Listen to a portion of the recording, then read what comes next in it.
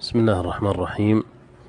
أيها الأحبة، هذه وصفة لمن يعاني من الكحة أو ما يسمى بالسعال.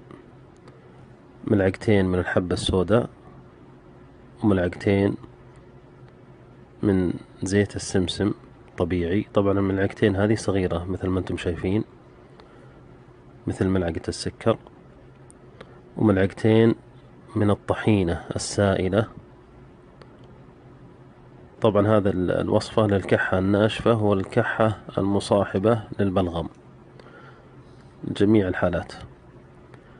وملعقتين أيضا من الزنجبيل المطحون بودرة، وملعقتين من زيت الزيتون، وأيضا لابد يكون طبيعي، وإن كان مقري فيه أفضل.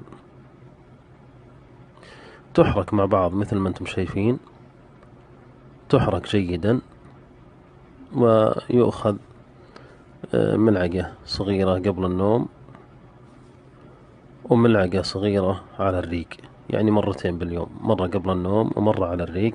بإذن الله تتبين النتيجة من أول يوم، تحفظ في الثلاجة للوقت الآخر.